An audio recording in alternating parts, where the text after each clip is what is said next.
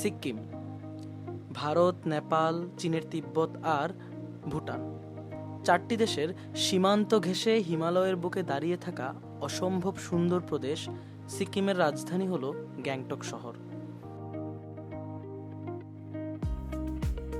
সেই গ্যাংটক শহরে এক শীতের সকাল, হোটেল থেকে মাত্র বের হয়ে শহরের রাস্তায় হাঁটতে হাঁটতে শ্বাস নিচ্ছি, কিন্তু আজীবন গরমে ভোগা বাঙালি আমার মনে হচ্ছিল ডিপ ফ্রিজের ভেতর মাথা ঢুকিয়ে ঠান্ডা বাতাস খাচ্ছি।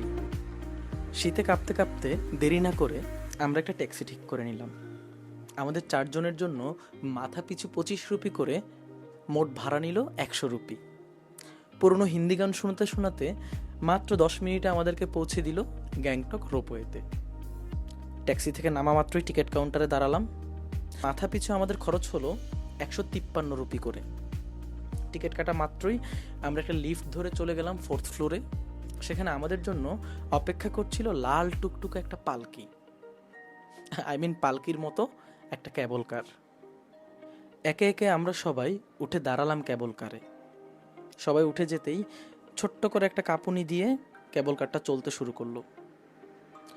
দড়িতে ঝুলে ঝুলে ক্যাবল কারটা যতটা উপরে উঠছিল, ছোট্ট করে কিডনিতে একটু ব্যথা অনুভব করছিলাম আমি। তবে আমার মতো যারা উচ্চতা ভালোবাসে তাদের জন্য সেই ব্যথাটা পিঁপড়ার কামড়ের মতন মনে হলেও যাদের হাইট ফোবিয়া আছে তাদের জন্য কিডনির এই ছোট্ট ব্যথা মাথা পর্যন্ত গড়িয়ে মাথা ঝিমঝিম করে উঠতে পারে এবং তাদের নিচের দিকে তাকাতেই কলিজাটা ছোট্ট করে কাঁপুনি দিয়ে উঠতে পারে।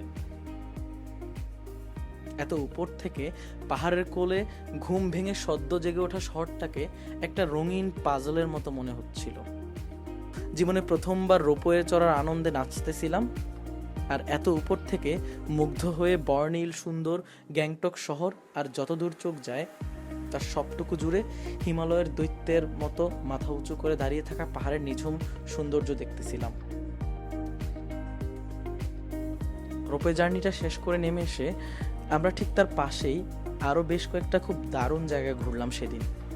সেসব নিয়ে পরে কখনো কথা বলবো। আপাতত নিজের জীবনের যেখানে যেভাবেই আছেন জীবনটাকে এনজয় করুন, কারণ লাইফ ইজ এনজয়।